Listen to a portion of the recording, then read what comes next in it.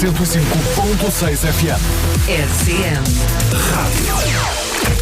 A magia da vida. Na RCM.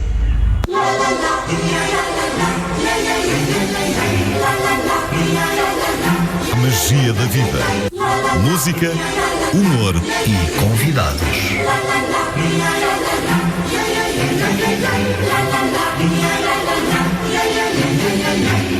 Descubra a magia da vida com Nuno André. Bom dia, descubra a magia da vida. 11 horas, 2 minutos e mais um programa que, desde já, o convido a ficar a escutar para a sua família, para si, para, olha, se estiver sozinho, vamos ser a sua companhia. Se estiver no carro, também vamos ser a sua companhia até ao trabalho ou nesse passeio. É verdade, já estamos em tempo que desejaríamos que fosse já o pós-pandemia, mas ainda não passou. Por isso, vamos lá ter atenção, vamos lá saber festejar de outra maneira estes tempos que não são normais e que esperamos que não voltem a ser como eram. Porque, como já aqui dissemos, se tudo voltar a ser como era antes, então não vai ficar tudo bem. E porque estamos a viver, a celebrar os finais, neste caso, como sabemos, o Santo António, São Pedro, São João, é festejado em zonas diferentes do país e hoje vamos fazer uma volta no mundo popular. Mas para já vamos ficar com Lenita Gentil e o seu São João Bonito. Aliás, o seu não, o nosso.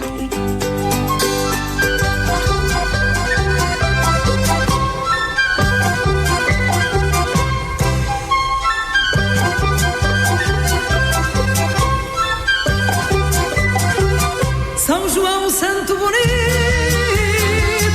bem bonito que ele é, bem bonito que ele é, com os seus caracóis de ouro e o seu cordeirinho ao pé, e o seu cordeirinho ao pé. Não há nenhum assim, pelo menos para mim, nem mesmo São José. Santo António já se acabou,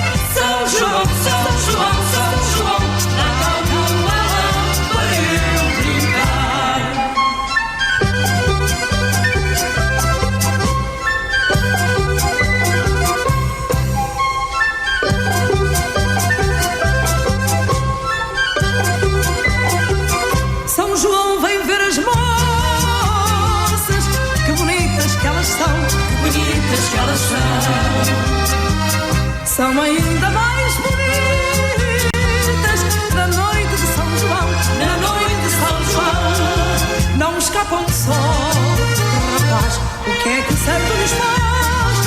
Vai tudo no balão. Santo António já se acabou, o São Pedro está-se a acabar. São João, São João, São João, dá cá um balão para eu brincar. Santo António já se acabou, o São Pedro está-se a acabar. São João, São João, São João, dá cá um balão para eu brincar.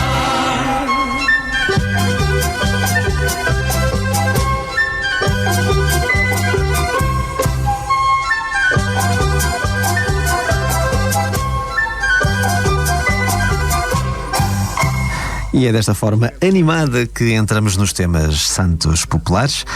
Do outro lado da linha, já tenho a companhia do Nunes Forte, que tenho a certeza que agitou ou abanou o pé ao som deste São João Bonito. Bom dia, Nunes Forte.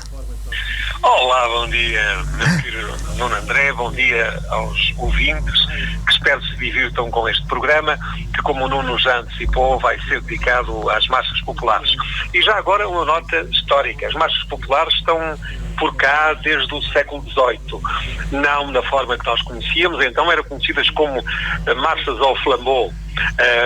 Os bairros, cerca de 30 ou 40 pessoas ali na Baixa, costumavam fazer marchinhas com uns balões. Dizem, por isso vem muito a propósito este balão de que falava a Lenita Gentil nesta canção, é que dizem até que essa tradição dos balões foi trazida, balões coloridos, da China, no século XVII. Vejam lá onde é que as nossas marchas vão parar. Afinal, não gosto da palavra coisa, porque nunca explica coisa alguma, mas afinal as coisas já vinham da China há muitos anos, não é de agora.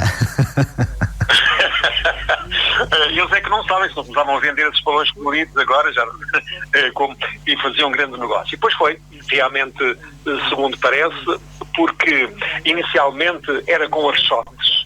Dizem que era muito ligado à tradição francesa, que podia ter uma origem provável nas danças de entrudo ou nas comemorações da tomada da Bastilha. Mas depois os achotes foram substituídos, de facto, por balões inspirados em balões chineses. E também, digamos que as danças a 4 pares tiveram uma influência francesa, que eram chamadas quadrilhas. E realmente reparem que as marchas têm de facto uma origem muito global, como agora se diria, não é? Vem um pouco de todo o lado. Mas elas vão se tornar lisboetas e por isso eu penso que antes de mais conversa nós podíamos passar a uma canção que eu sugiro, vamos lá ver se estarás de acordo, com uma canção que saiu do Teatro da Revista e eu assisti ao seu lançamento. Lembro-me que isso me fascinou e me interessou pelo Teatro da Revista, foi em 1969, porque a artista que vem cantar tem um sucesso extraordinário, depois deixa aquele telão com o refrão e toda a gente cantou de tal maneira que as pessoas saíram do Parque Mayer a cantar. Ou seja, ela cantou 7 vezes a mesma canção. Pisar já era algo de extraordinário, mas estar ali em palco e cantar, creio que foi 7 vezes, se a memória não me falha, mas foram muitas, mas creio que foram 7, em que ela já não sabia o que fazer e voltava o público em pé a gritar e ela vinha ao palco outra vez para realmente cantar. Estou a falar do Cheira Bem, Cheira a Lisboa, com música do maestro Carlos Dias, e que foi criada também por quem escreveu, foi o César de Oliveira, que era um grande autor do Teatro da Revista, para o espetáculo Peça a Palavra em 1969. Eu peço a palavra, mas tu dás a música, pode ser? Anita Guerreiro. Aliás, quero partilhar que da última vez que estivemos juntos, aliás, no aniversário da Mimi Martínez, a Anita Guerreiro dizia com um orgulho imenso e contou-me precisamente, portanto, ouvi de viva voz a alegria com que ela narra esse feito histórico em que de repente toda a gente grita e toda a gente canta, mesmo depois do teatro. Cheira bem, cheira a Lisboa. Que grande sugestão, Nunes Forte. Vamos a ela, vamos. Cheira bem, cheira a Lisboa. Cheira a magia da vida. Lisboa já tem sol, mas cheira a lua.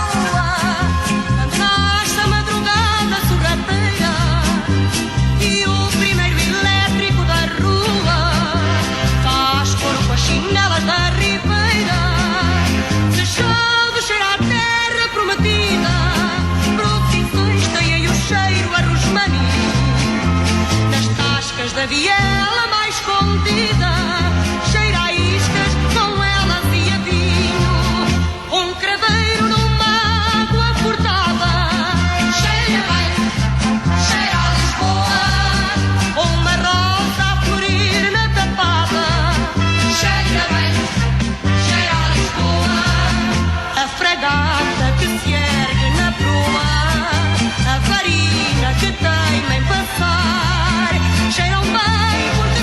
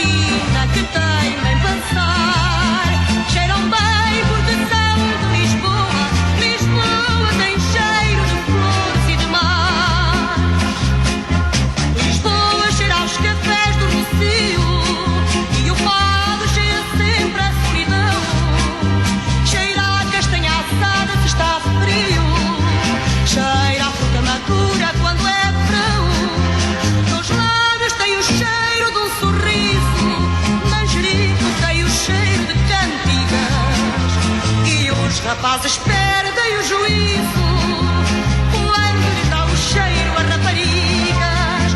Um craveiro numa água furtada cheira bem, cheira a Lisboa. Uma rosa a florir na tapada cheira bem, cheira a Lisboa. A fragata que se ergue na proa, a varina que teima em passar, cheiram bem porque são de Lisboa. Lisboa tem cheiro de flores e de mar. Cheira bem, cheira a Lisboa. Cheira bem, cheira a Lisboa. A fragata que se ergue na proa, a varina que teima em passar, cheiram bem porque são de Lisboa. Lisboa tem cheiro de flores e de mar.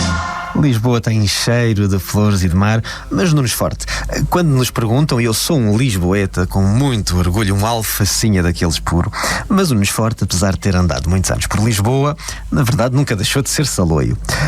A minha pergunta é, que cheiro é que afinal Lisboa tem? Lisboa tem um cheiro que é mágico, que aliás, tu ainda há dias num outro programa falavas do sunset, do entardecer, ou seja, as cores de Lisboa são diferentes de outras cidades. Eu, quando fui a primeira vez ao Porto, por exemplo, que é uma cidade também muito bonita e com características próprias, estranhei, porque a cor não é a mesma, é totalmente diferente. E, portanto, quando falamos em cheirar, é também num sentido simbólico, porque é algo que se entranha em nós e naqueles bairros que tu bem conheces, características de Lisboa, há uma vivência muito própria que deu estas características às festas populares, que é o tema do programa de hoje. Na verdade, eu tenho aqui uma nota muito interessante que o escritor inglês William Beckford, numa obra sobre viagens, quando passou por Portugal em 1787, já referiu os festejos de Santo António como uma noite de muita animação e grandes festividades por toda a cidade de Lisboa. Ele sentiu já nessa altura esse cheiro a Lisboa.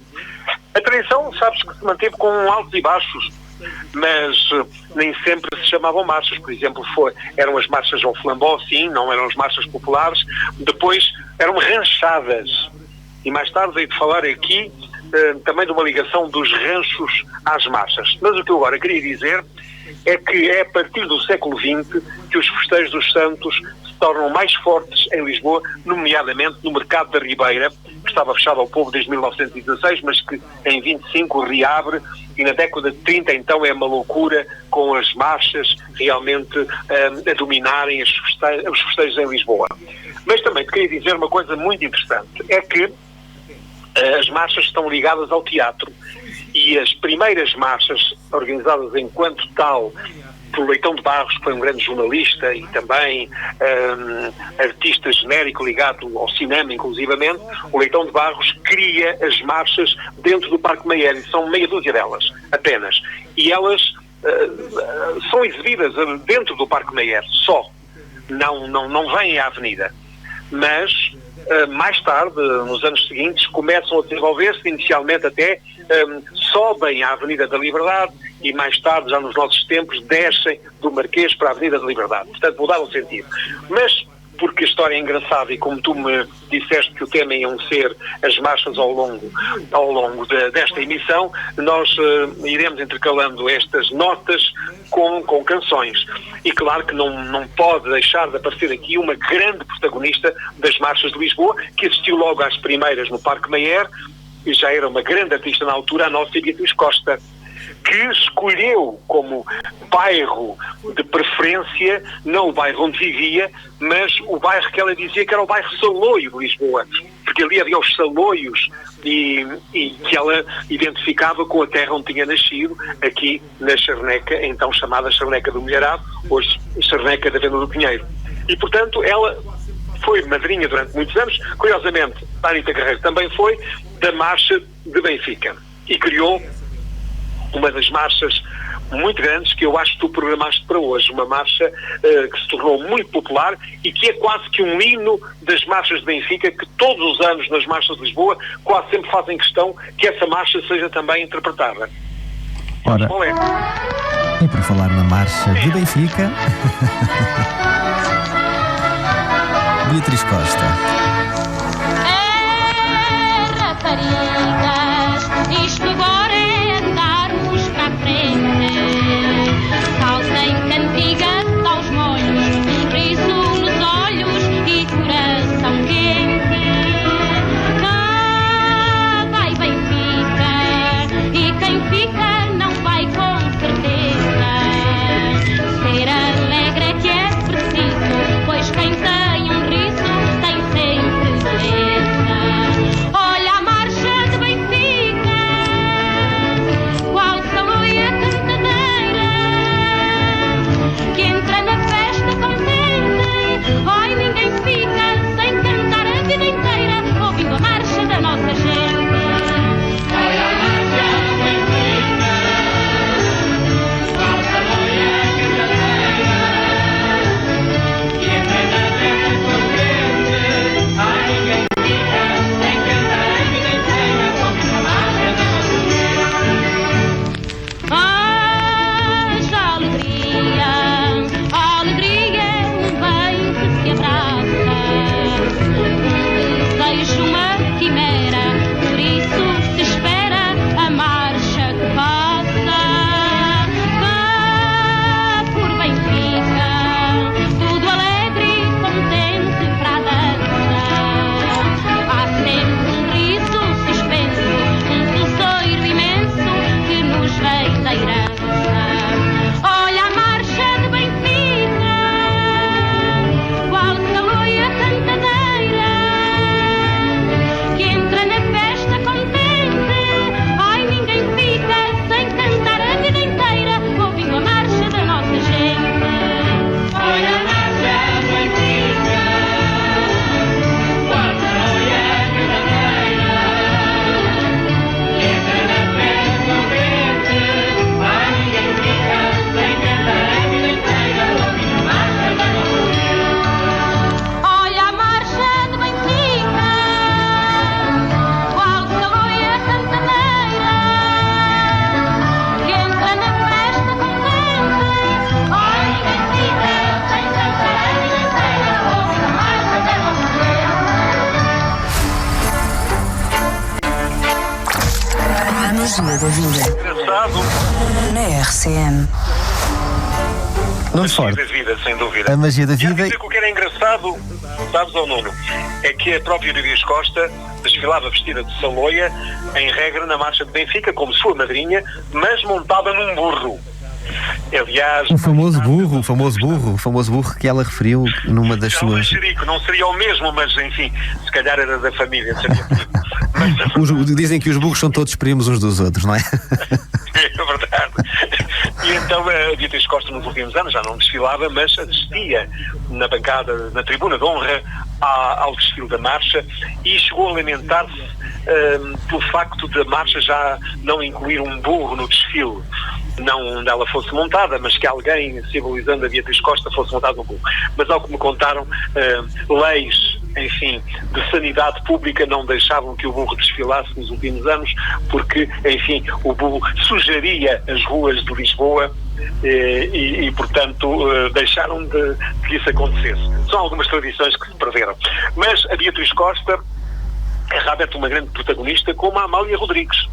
Aliás, é muito curioso que a Amália Rodrigues, ainda muito novinha, ainda ninguém sabia quem era a Amália Rodrigues, entrou numa marcha como marchante, na marcha de Alcântara. Que aliás, a grande marcha de Alcântara, eu recordo-me de ser pequeno, a minha infância, apesar de ter sido Lisboa, como disse há pouco, a Alfacinha, mas a verdade é que passei uma boa parte da minha infância fora de Lisboa, e só mais tarde é que vivo verdadeiramente em Lisboa. Estamos a falar de Santa Catarina, ali junto ao Bairro Alto. E agora, para dizer Olha, isso... já agora, desculpa só dizer-te um pormenor, uma coisa interessante, já que falaste em Bairro Alto. Sabes que logo nos primeiros anos o Bairro Alto ganhou um prémio. Sabes qual foi o prémio? Não. O da Alegria.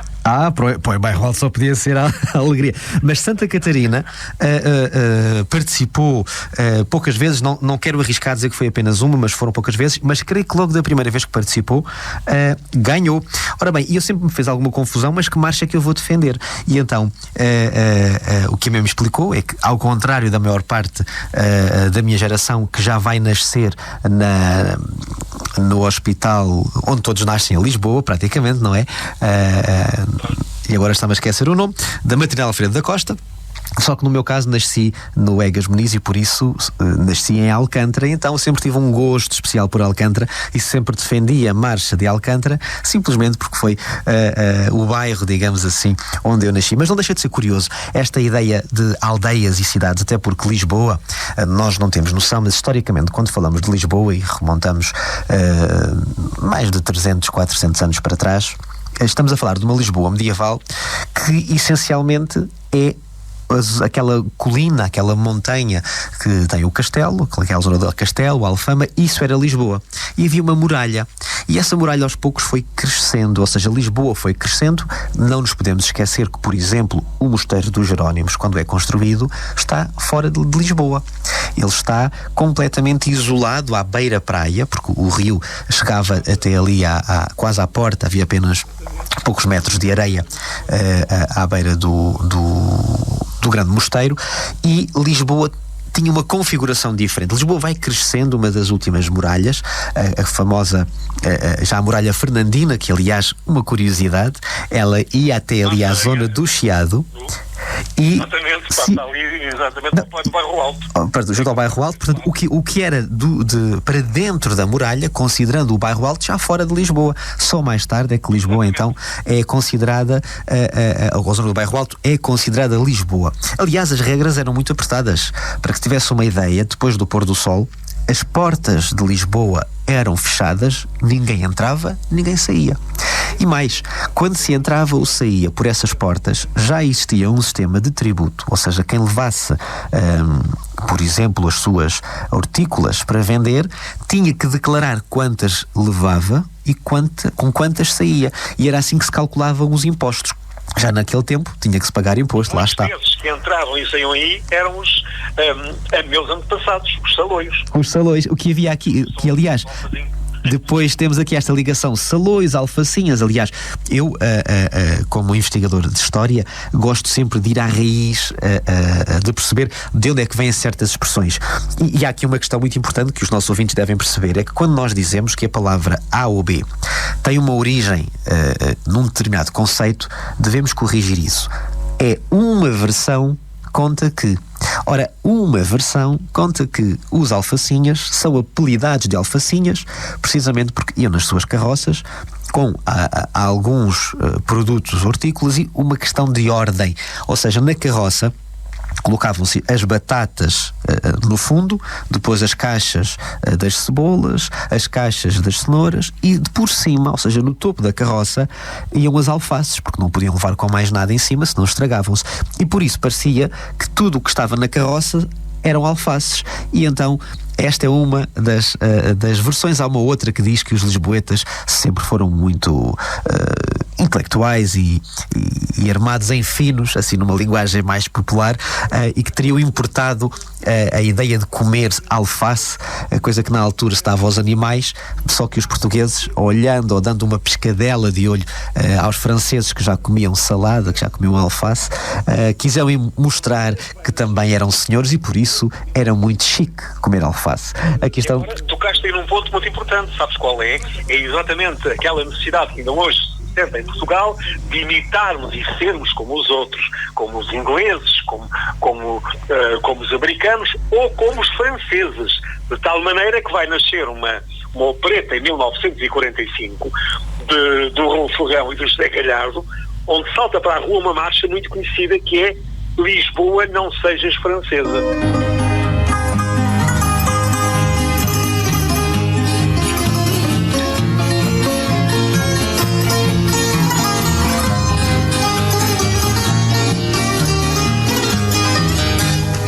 Não namoras os franceses, menina, Lisboa.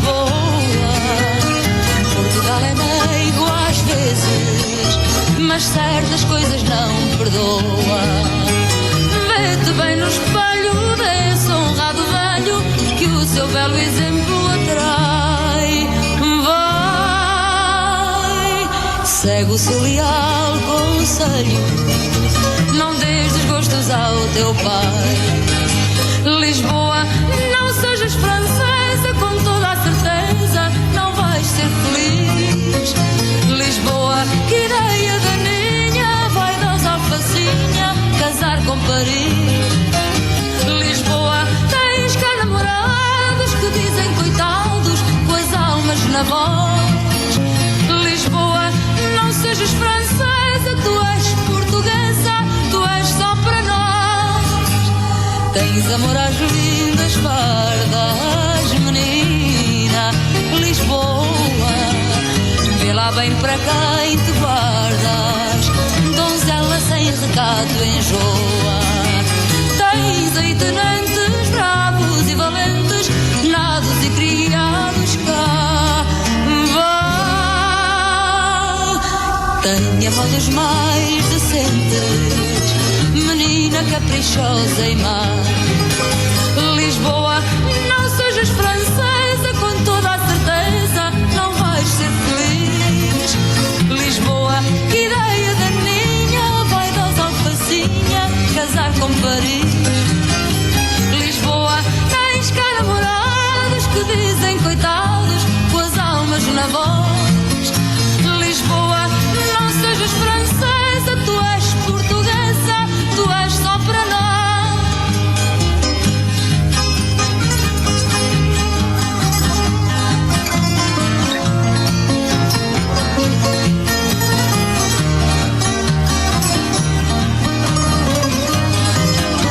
Lisboa, tens cá namorados que dizem coitados, com as almas na voz. Lisboa, não sejas francesa, tu és portuguesa, tu és só para nós. E a voz da Amália Rodrigues Amália, a dar-nos esta grande mensagem, não é? Sejamos portugueses, porque ser português é uma grande honra.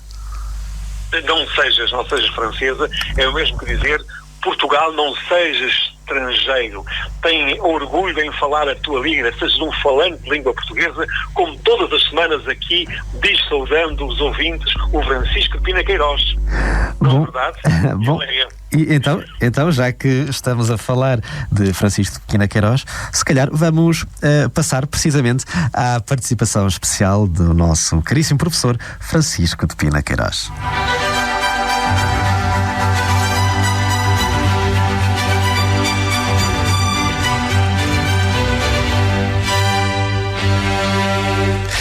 Bom dia, Francisco, desse lado, a partir de Lisboa, aquela que não é francesa. Bom dia André, bom dia Nunes Forte, bom dia amantes e falantes desta maravilhosa língua, a língua portuguesa. Mais que orgulho, até a responsabilidade de falarmos esta língua que serve de ponte de paz para todos os continentes.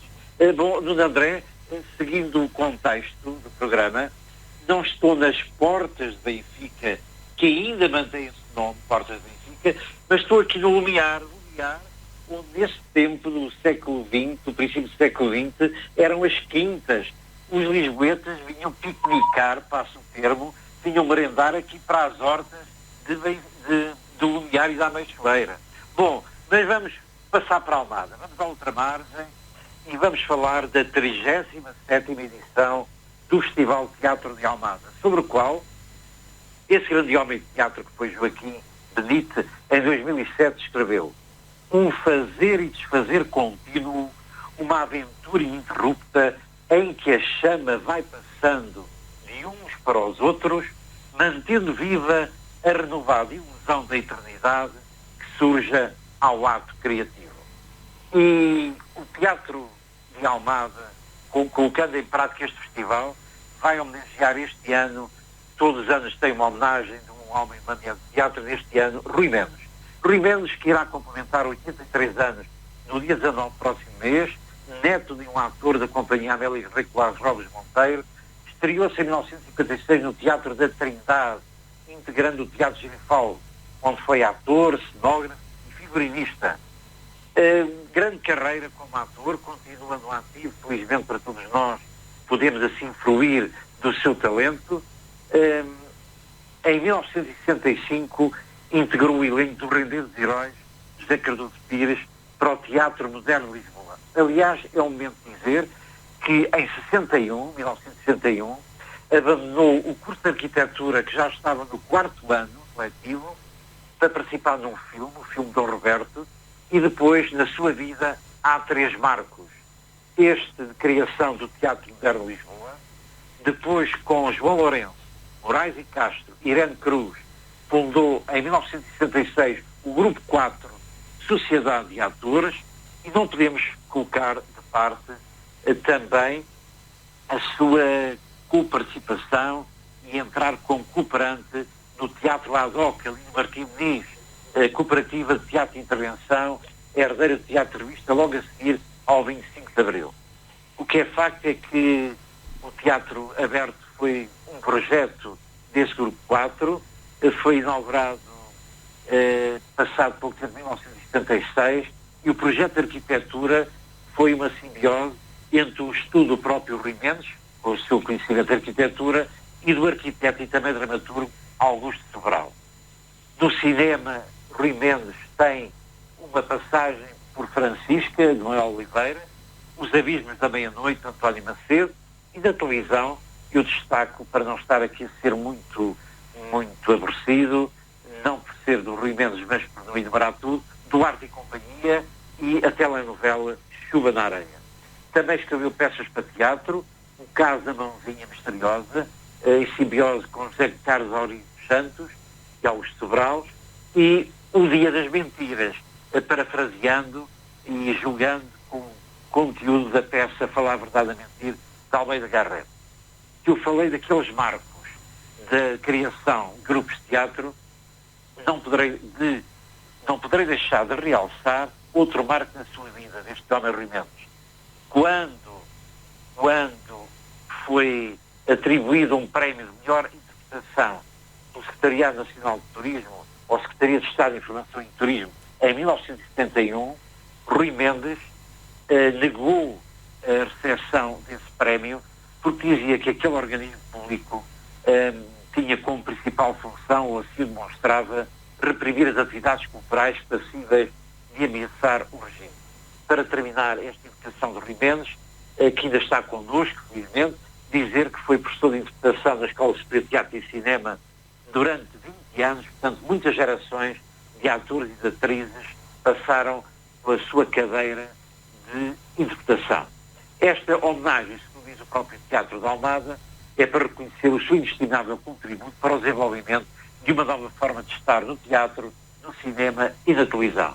Uma participação desde sempre marcada por uma forte motivação cívica, o que faz, de facto, o Rui Mendes um dos servidores públicos das artes de palco em Portugal mais significativos. O Teatro de Almada também tem neste festival uma exposição sobre a vida e obra de Rui Mendes, em que, dada a pandemia, tem uma configuração em que vai caber a cada um a invenção de novos percursos, sempre que prover a fazer incursões, uma espécie de box, que é um micro-universo dedicado a este grande ator.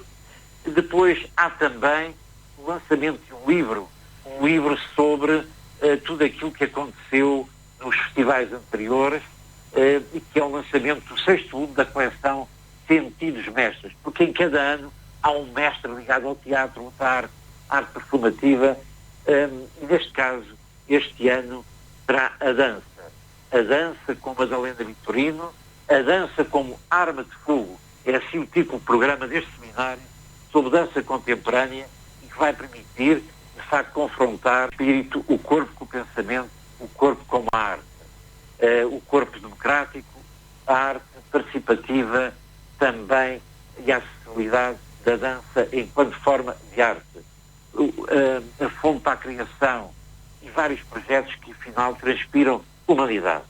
É uma série de peças de teatro também ao dispor de cada um de nós, até ao fim do mês, e haverá também uma célula esplanada em que durante todos estes dias de 3 a 29 de julho teremos a oportunidade que podermos ficar à conversa com um homem ou uma mulher de teatro. É melhor ver um programa para eu não ser aqui baseado exausto. Fica ao convite.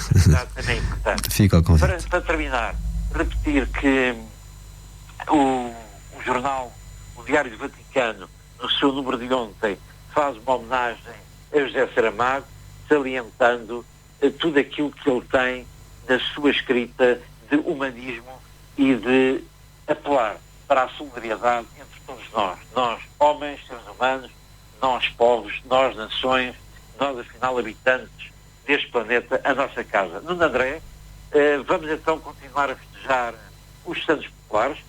Santo António já acabou, São Pedro está quase a acabar, então vamos ao São João, foi ontem e é hoje. É verdade. Bom dia e muita paz para todos. Bom dia e vamos então às marchinhas ao sabor popular. Bom dia, Francisco. A participação do nosso caro professor Francisco de Pina Queiroz.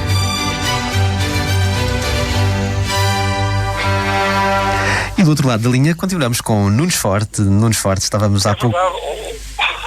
Olha, só uma coisa, Nuno, está tudo ligado. O Francisco de Pina Queiroz começou a sua conversa dizendo que não estava a falar do Bairro Alto, mas do Lumiar. E é engraçado, porque nós falámos aqui da Beatriz Costa, que é no Lumiar que ela vai criar uma espécie de produtora de cinema, porque a Tobis não estava a corresponder ao que ela pretendia, na Quinta das Conchas, que fica precisamente no Lumiar. E é aí que é filmada a Aldeia da Roupa Branca e outros filmes da Beatriz Costa. Hoje é um grande jardim, muito bonito, mas aí foram montados cenários, embora a Aldeia da Roupa Branca, por exemplo, tenha sido filmada em vários locais, inclusivamente aqui na Venda do Pinheiro uma cena e noutros locais, mas é na Quinta do Lumiar que se concentra, digamos, entre aspas, falsa Aldeia da Roupa Branca, portanto, a parte cenográfica da Aldeia da Roupa Branca. Mas, já que estamos a falar de marchas, não é verdade? Eu queria lembrar que há uma marcha que fica muito colada à iniciativa, que é uma marcha de Norberto Araújo e Raul Ferrão, que foi criada pela Amália Rodrigues, que já agora gostaria também de dizer que se a pandemia não tem evitado, portanto, proibido de certa maneira que não se realizassem as marchas em Lisboa este ano, o tema deste ano e que passou para o próximo ano das grandes marchas de Lisboa era precisamente uma homenagem à Amália Rodrigues, de que se festeja agora o centenário do seu nascimento. Portanto, a Amália foi a criadora da Marcha do Centenário, mas é uma marcha tão famosa que muitos artistas a incluíram no seu repertório, entre elas a nossa querida amiga Maria José Valério, a Marcha do Centenário. Uma grande marcha de Maria José Valério, para quem me manda um grande beijinho. Sei que é uma ouvinte regular da RCM e em especial da Magia da Vida, e claro que tem uma grande estima pelo Nunes Forte. Maria José Valério e a Marcha do Centenário.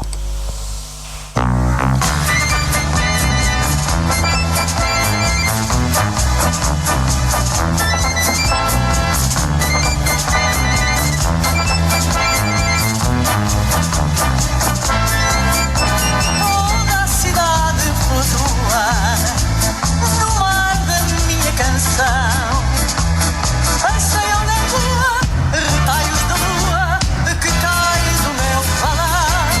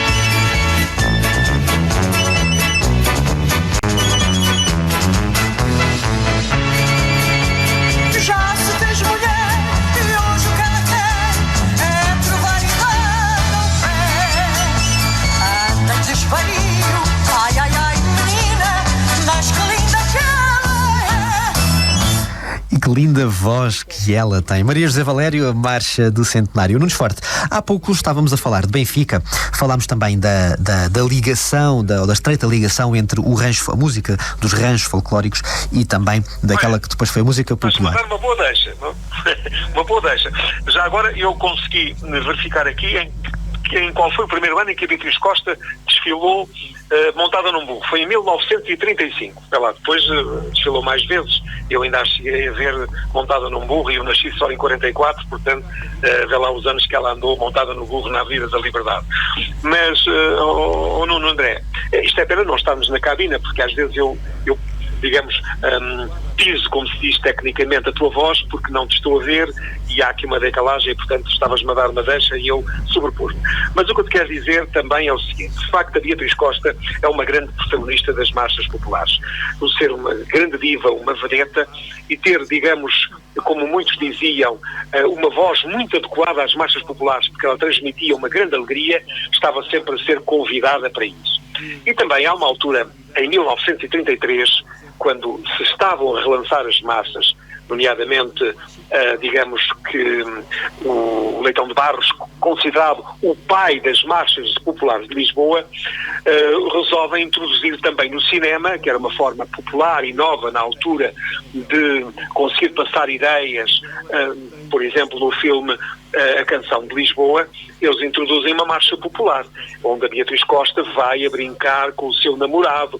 Ela é a Alice, o namorado é o Carlos Salgueiro, que é o estudante, e os balões, o dele tem aquela maluca da franja e o dela tem o estudante, não é? Mas depois aquilo acaba tudo em bem, felizmente. Ora bem, falando da Beatriz Costa, eu, como se sabe, tive prazer de ser amigo dela e saber o quanto ela gostava desta terra, desta região. E por isso, sempre que podia, ela estava presente aqui. E quando, em tempos depois, as marchas acabaram no nosso concelho e só realmente Hélder de Sousa Silva é que as retomou já no seu mandato, embora em alguns sítios, como a Ericeira, em outros lados, nunca tenham parado, mas a verdade é que houve um desfile de marchas em 1975, logo a seguir ao 25 de Abril, em Mafra. E a Beatriz Costa foi assistir. Foi um sucesso extraordinário a sua presença. Eu não estive presente, mas toda a gente me disse que foi o grande momento. A Beatriz Costa cantou, dançou, sei lá, e apoiou muito uma marcha. Aliás, não era bem uma marcha, era um desfile de ranchos, porque nessa altura ainda não se atreviam a dizer que eram marchas populares. Eram ranchos. E um dos ranchos que esteve presente seria, no futuro, o São Miguel do Milharado, com uma marcha. E ela disse: mas vocês, verdadeiramente, têm uma alma de gente da nossa terra, vocês podem transmitir as nossas tradições, as nossas canções, porque é que vocês não fazem mesmo o rancho a sério? E é aí que nasce o rancho de São Miguel do Milharado, em 1976, tendo Beatriz Costa como madrinha.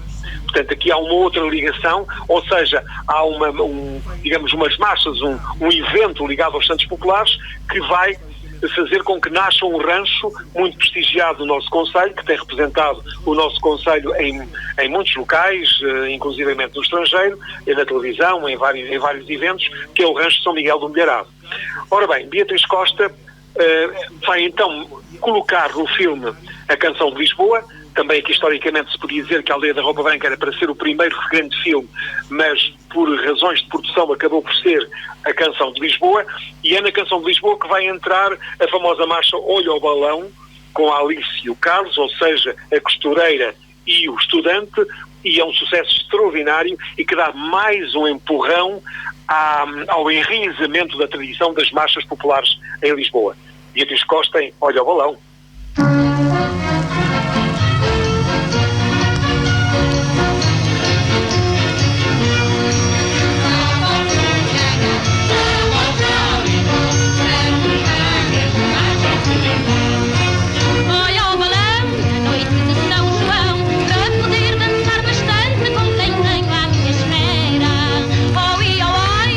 Licença ao meu pai e corri com o meu estudante que lhe ficou como uma fera.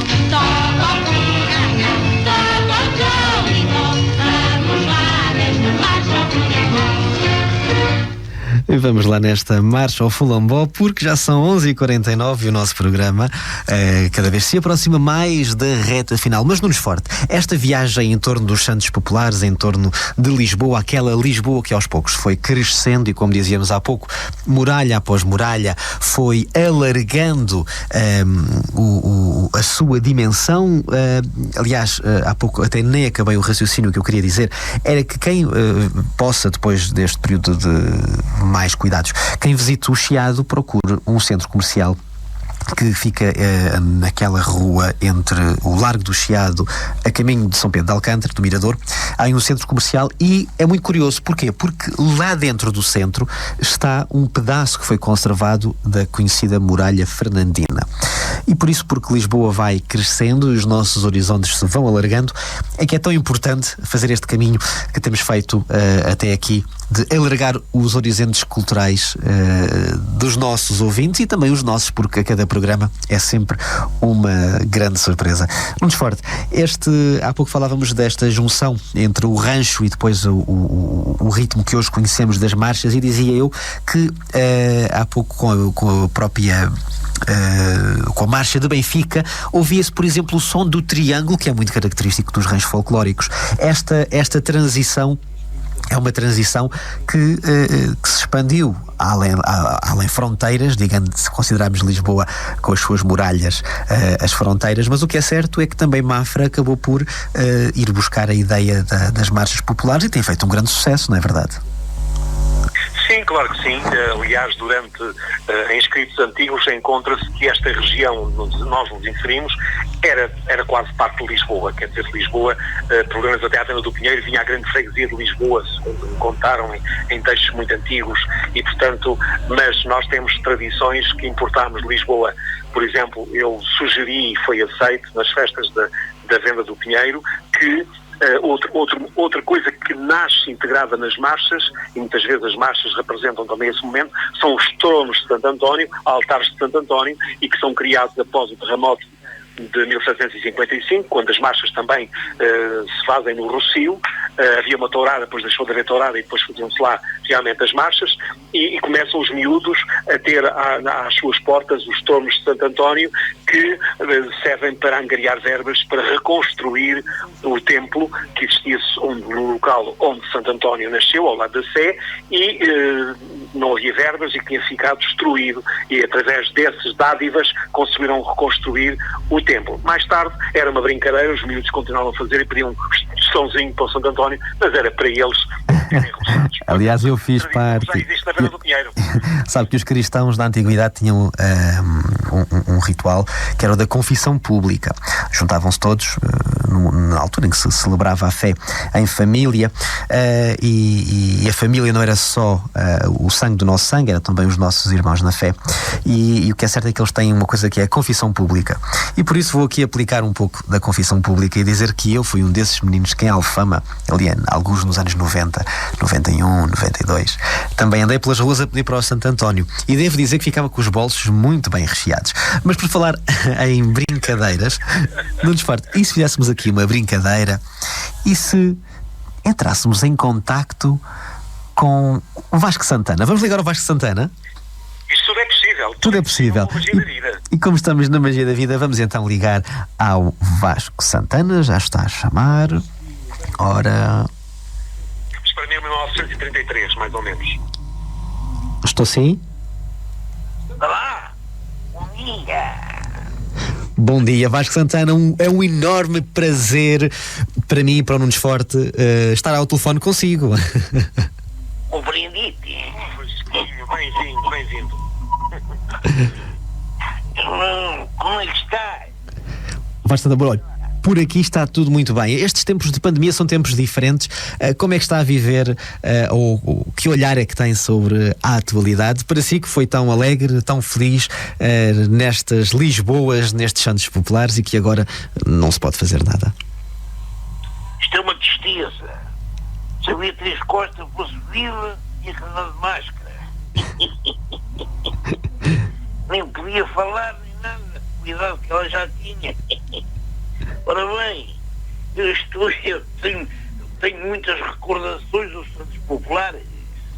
por uma alegria daquilo que havia, um sorrinho para o Santo António, para um explosivo, toma lá mais 2, toma lá mais 3.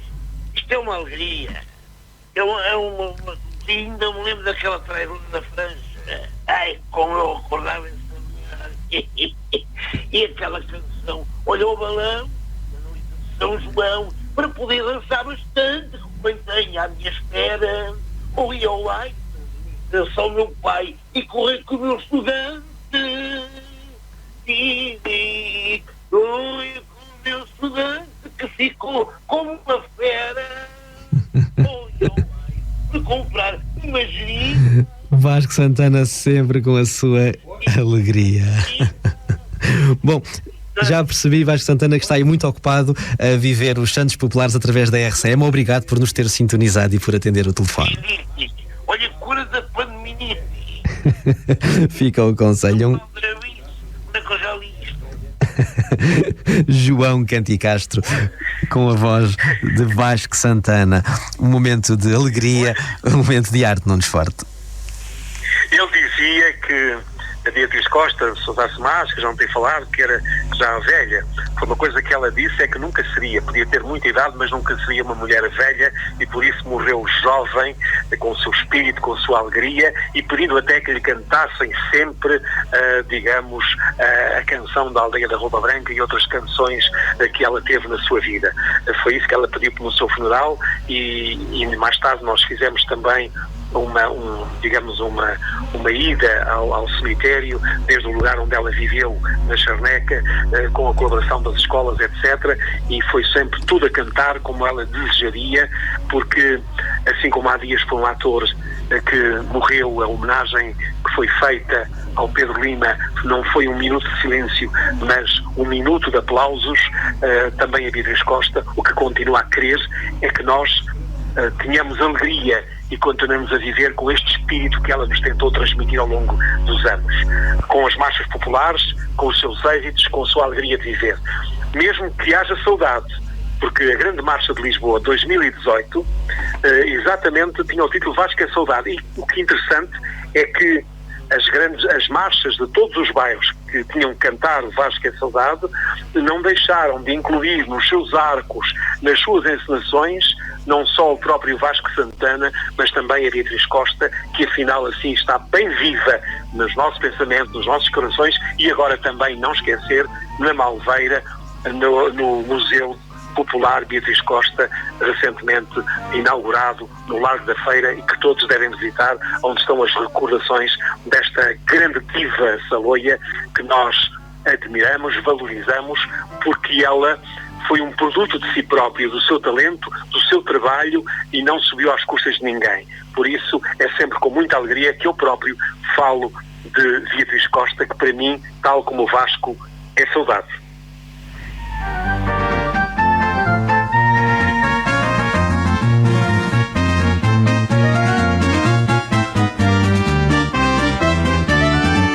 Velha Lisboa, canção da vida inteira, cidade ilustre, tão culta e altaneira, atrai estudantes, boémios e artistas, com versos e paixões, faz promessas imprevistas. Lembra o Vasquinho, folia e pecado, um copo a mais, criando um novo fado, trocando os livros pelo treinar de uma guitarra. Faz como ele, deixa o estudo, vai para a farra. Em Lisboa ninguém te leva a mal, amar é natural quando amas de verdade. Em Lisboa há sonhos de conquista, da marcha mais bairrista e o Vasco na saudade. Em Lisboa a Alice a costureira desfila aventureira com um arquinho na mão. Foi comprar um manjerico para mostrar no bailarico um gaiato em forma de balão. Vai levando o namorado por ali de pendurado, canta a marcha, dá-lhe uma lição. E Nunes Forte, é desta forma que nos despedimos dos nossos ouvintes. Como vai ser a magia da vida. Saudade para voltarmos para a semana. É verdade. Para a semana cá estaremos de novo. Entretanto, divirta-se com os Santos Populares, ouça a RCM e tenha uma boa semana. Que o filme se fez história. Hoje é lembrado na margem sua glória. Nossa Lisboa não esquece a emoção, rolando pela tela do seu